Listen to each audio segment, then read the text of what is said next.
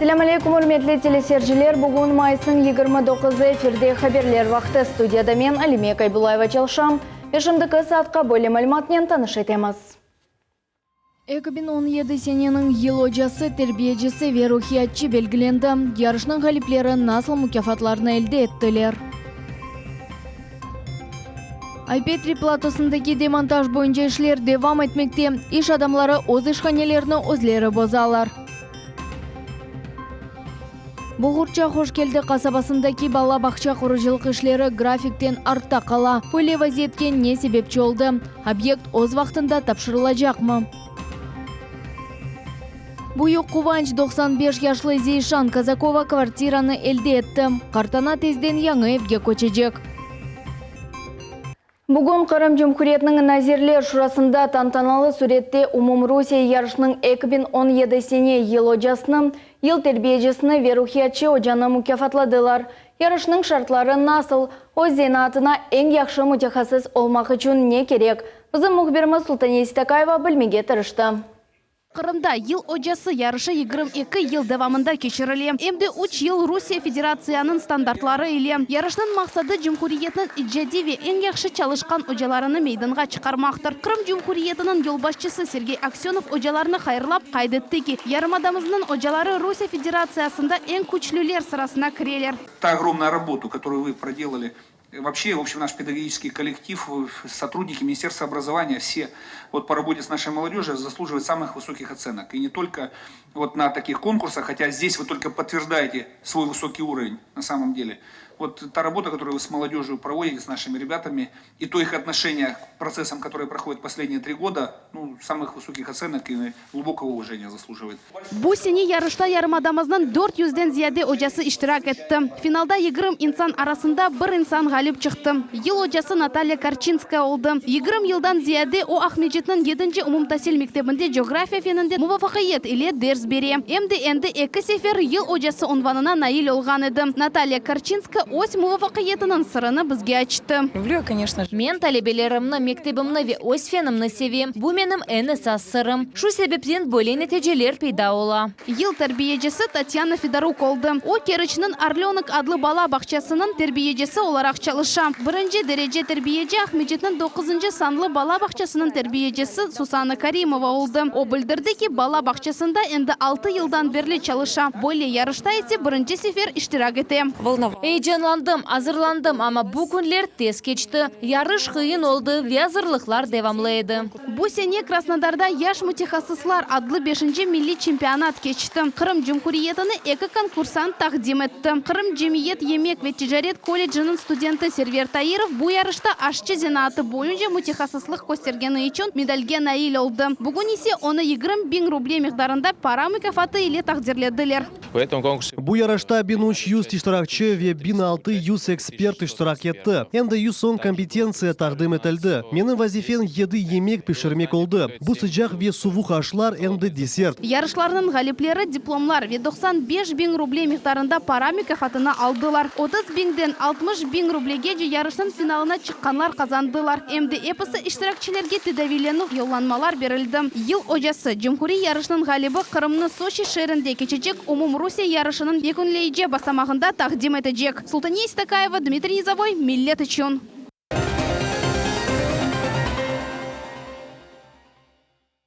Oz istegi Aypetri platosundaki demontaj boyunca işler faal surette kete. İş adamları oz işhanelerini özleri bozalar ve hepsi mahsulatlarını alıp keteler. Bu yerge iş ziyaretiyle Devlet Duma membusu Ruslan Balbek ve Devlet Milletler Ara Komitetinin reisi Zaur Smirnov keldiler. Mevzuna bizim muhbirimiz devam etti.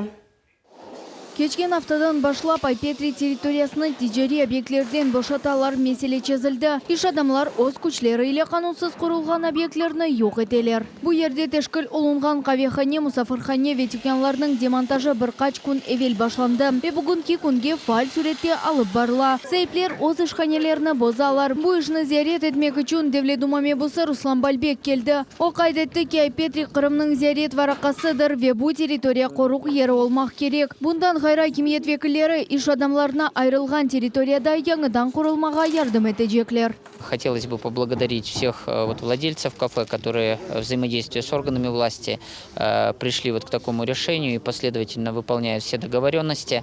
На данной территории будет находиться экологический заповедник, никаких строений здесь не будет. То есть в данном случае плато Айпетри будет поистине визитной карточкой полуострова, и с точки зрения защищенности данной территории будет присвоен статус экологического заповедника.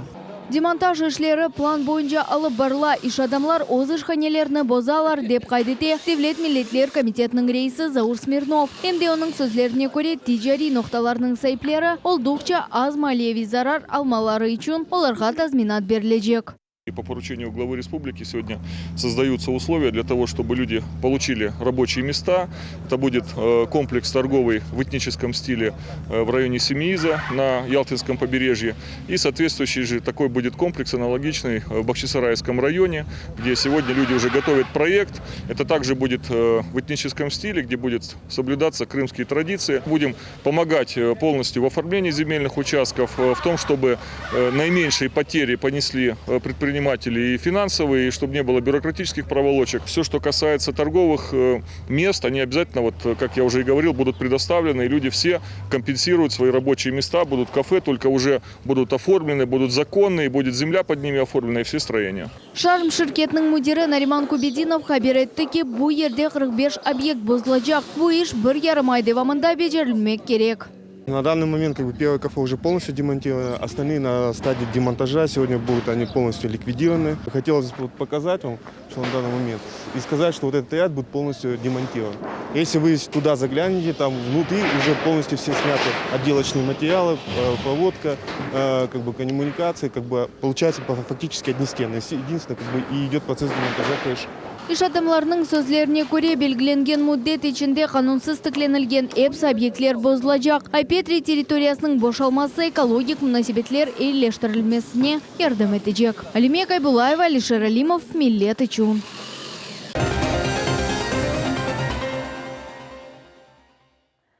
Ахмеджит районның Шумхай көйінде бүгін саба чоқ квартиралы евде янгын yüz бердім. Қорчалап қызметіне дериял хабер етілді. Янгын башланған ері башындан белі олмады. Квартираларда адамлар бұлынайды. Бұл ерге құртаржылар ве екімлер келділер. Sonra belli oldu ki yangın katlar arasında yüz berdi. Tehlikeli zonadan hizmetçiler 4 insanını çıkardılar. Bundan gayrı da 3 insan yardımga muhtaç edi. Ular arasında emde yaş bala var, de bildirdiler fevkalade vaziyet nazirliginde. Yangın meydanlığı 40 kvadrat metrini teşkil etti. Sebepler da belgileniyor.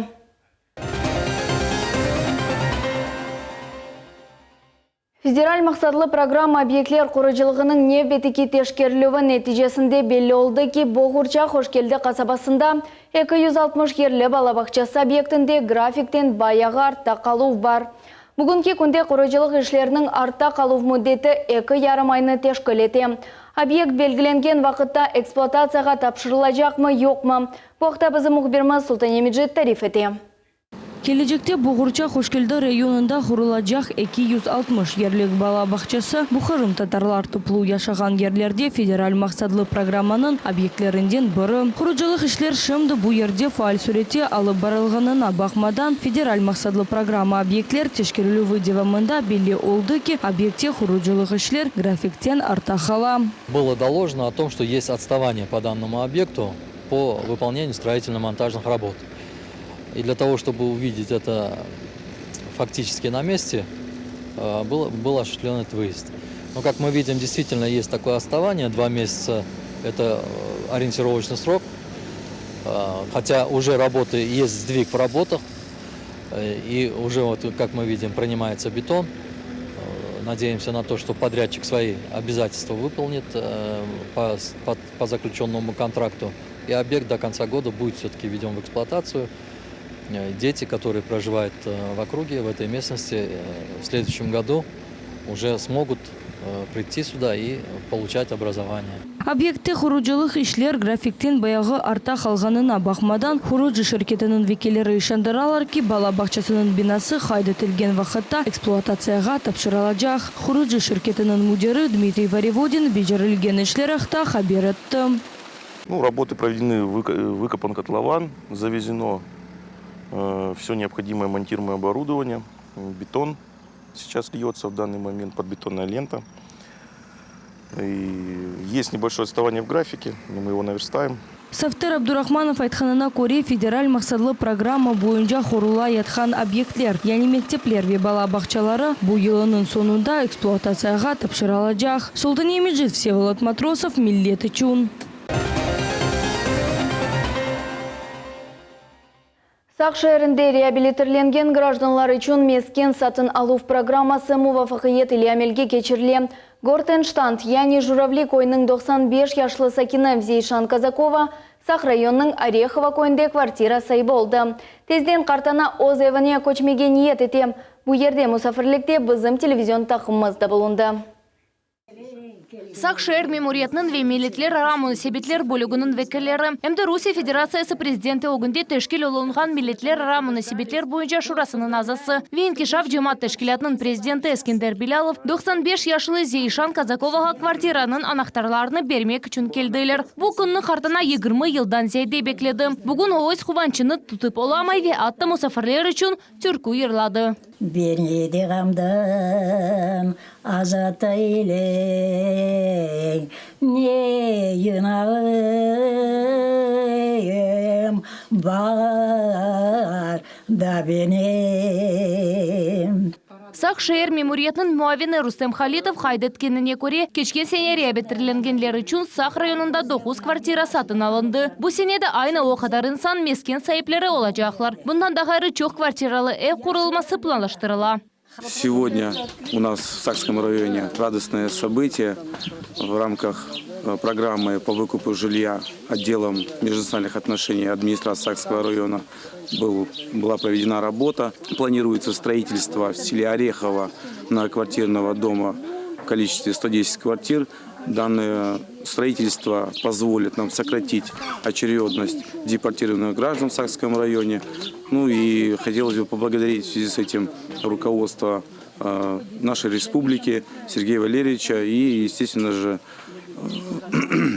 наш госкомитет в лице Заура Руслановича Смирнова и наш отдел межнациональных отношений. Зейшан Казакова Қырымға 1991 сенесі Ташкент шәрінден көчіп келді. 87 яшлы қыз қардашынен берабер Журавли койында времянка içinde өмір кечірді. 20 елдан зәйде өз көшісіні бекледі. Русия Федерация президенті өгінде тәшкел олынған миллетлер арамоны себетлері бойынша шурасының азасы Эскендер Билалов қайдетті ки, қартына бұл күнні көргеніні қувандыра. Конечно, было бы лучше, если когда бабушка приехала, и она заслуживала это как депортированная, и 20 лет тому назад получила бы эту квартиру, намного было бы приятнее. Но слава Аллаху, что вот мы дождались этого дня, и сегодня администрация именно Сакского региона дала именно ключи от квартиры. Вы видели, что в этом возрасте она еще поет.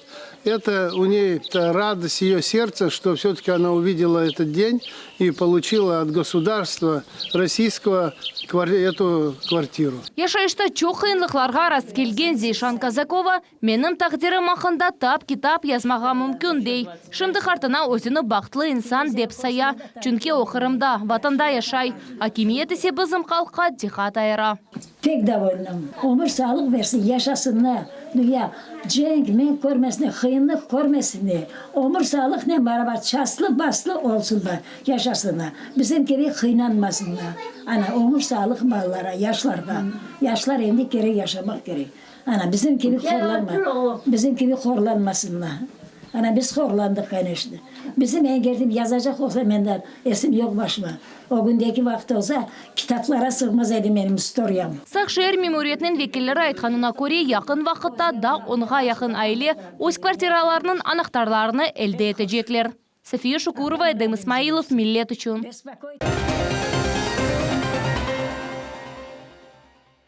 Миллетлер ара мунасибетлері Девлет комитетінің мутихасыслары бұл сефер Ялта шәрінің сәкенлері үшін небетіке чықыш меслятыны кечірділер.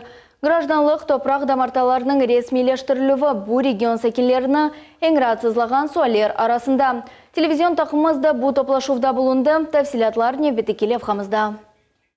Юлдашевлар айлесі Қырымға 25 жыл әвелісі көчіп келді. Алупкада есе 2002 сенеден берлі яшайлар. Бұндан әвел олар киралық квартираларда яшамаға мечбур еділер. Шымды есе 9 азалы қоранда ич бір шарайтсыз 2 ода içinde яшай. Елар девамында олар мүлкиет аққыны ресмилештірілмеге тырышалар. Ләкин нәтижесіз. Бұл себептен евде не газ, не сув бар. Атта ишық ве канализация yok. Айле иле берабер емде олардың тизесі Мерьем Исаева яшай. Оның омыр арқадашы жебеде элак oldu. Өз балары yok. Bir aydan son Мерьем Хартана 101 yaşını tolduracak. Өз вағатында біз ona Ulu Vatan Cenk'nin iştirakçısı statusunu yapmadık. Şehir memuriyetinin vekilleri doğan gününe gelip ona yardım etmek, elektrik geçirmeye vaat etken ediler. Lakin şimdi gece bir şey yapılmadı. Çünkü ne yerge barmasın, yerde devlet akt ya da mülkiyetlik hakkı gerek. Bekir Yoldaşev mesele çözülüvde yardım sorap milletler ara münasebetleri komitetinin mutihasıslarına müracaat etti. Erkek mülkiyet hakkını resmileştirilmege ve 100 yıllık kartanağa kvartira ayrılması haqta rica etti. Надеюсь на этих людей.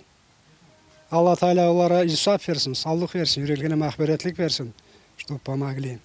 Тимур Адаманов Сорочинское поле adlı наразлық meydanının iştirakçısı. 4 yıldan berli evi kurulayatkan toprak boyunca mülkiyetlik hakkını resmileştirip olamay. Здесь нету ни света, ни воды, ни канализации, ни газа, никаких условий. Но все равно живем, и мы чувствуем себя, что мы на своей родной земле. Тимур Адамановдан гайры бойле вазиетте да онға якын айле булуна. Эльмира Зубанова айта ки, оларда БТИ-нің весиқалары бар, геодезия yapılған. Ve техник иншаатларының тешкіровы кечті. Ләкин бұна бақмадан ватандашымыз топраға ақ құқықларыны ресмилештіріп оламай. Мана вида бұрқач қорантаға топрақ надзордан келіп актлар яздылар. Сонысы 5 бинлік пара жүзісіні яздылар. Біз оны төледік. Сорочинское поле адлы наразлық мейданының сәкенлері милетлер ара мунасебетлер комитетінің хадимлері керекли ярдым көстерерлер деп умут етелер. Адлиежилер иссе өз невбетінде аризаларыны қабыл етіп, меселені чезмеге вады еттелер. Ялта шер мемуриетінің милетлер ара мунасебетлері весүргін етілген гражданларының абаданлаштыру бөлігінің елбасшысы Энвер Аметов қайдетті ке, наразлық мейданлар бойынша фаал иш алып барыла. Это проблема не только Ялта. Наразылық мейданлар meselesi tek Yaltada değil, başka regionlarda da var. Bilem ki Cumhuriyetimizin başı Venazirliğe Şurası bu mesele boyunca faal çalışalar. Eğer bu problem talil etilse o zaman insanların çok meseleleri de çizilir. Adliye mesliyatı çerçevesinde daha başka sualler de seslendirildi. Mesken ile teminlüv toprakta martalar ayrılığı, Rusya Federatsiya gражданlığı resmileştirilüğü en aktual sualler oldular. Bundan da gары невбетке қайтарылу meselesi ile müracaat etkenler oldu. Çoğusu gражданларны квартира невбетінден çıkaralар. Biz оларға айттық ki, bu meseleni mahkeme vasıtasымен çözmek gerek. Emde ayrıca nevbette turgan çoğu balalı korantаларға toprak damарталар берілу vaqta söz yürsetildi. Yerli sakinler aytqanına көре, adliyeçilerinin cevapları peyda olgan meselelerini çözmege yardım etti. Da teren ogrenilövünü talap etken sualler ise Devlet Milletler Ara Komitetinde müzakere edilecek. Ayşe Şulakova, İbrahim Ganiyev, Millet için.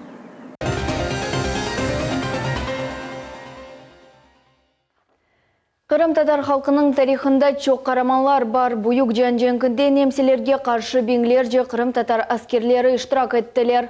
Оларының арасында бұйық мұкияфатларға наил олған қараманлар да аз дегіл.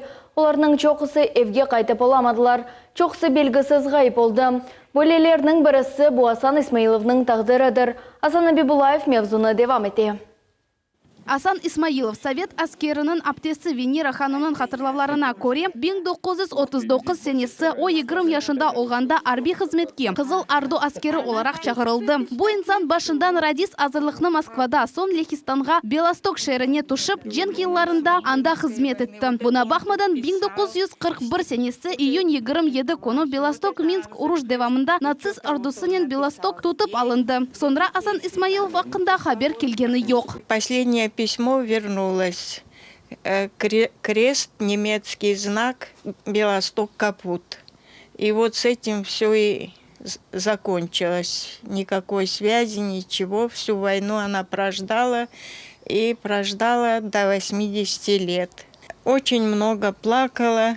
С ней вместе я всю жизнь проплакала. Қырымға қайтып келген сон Асан Бейнің аптесі Венера Аметова қардашы ақында малюмат топла башлады. Белі олды ке аскер ғайып олды. 2012 сенесі «Голос Крыма» газетасында Ақ-Русияда Крым татар аскерлерінің жеседлері тапылғаны ақында мақале нешір олынды. Ақ-Русия араштырuvчылары кері жинатдашларына өлгенлерінің қардашларыны тапмақ үшін ярдым сұрады. Жеседлер иле арби медальон тапылды ве өлгеннің шақысы белі олды. Бұ Асан Исмаилов, сержант, Бахчисара районының Коккос койының сәкенідір. Венера ханым Милет телеканалының телеяйында Владимир Поляков екінші жан женкінде ғайып олған аскерлерні тапмаға ярдым тевсие еткенini ешітті. Сынына мектуб язды. Я постаралась, нашла телефон и позвонила ему. Спасибо ему, человек отзывчивый, принимает активное участие в наших, в горе в нашем, человеческом горе, понимает.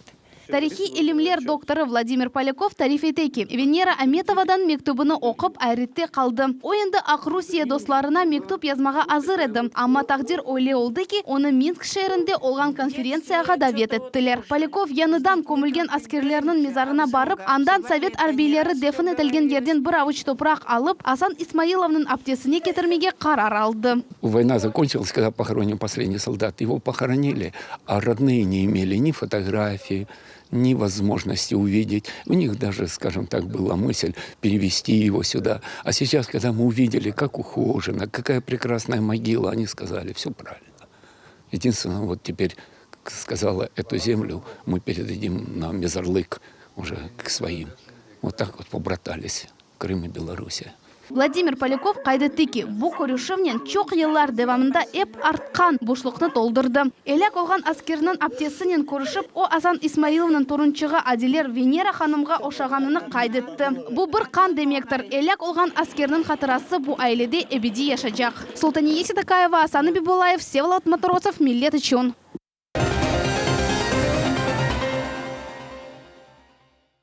Жымдылық бұл әпсі малымат яңы вақайлар ақында дайма хабердар олыңыз Весат 21:30-да хаберлер информацион программасының не ветіге чықышына қачырманыз.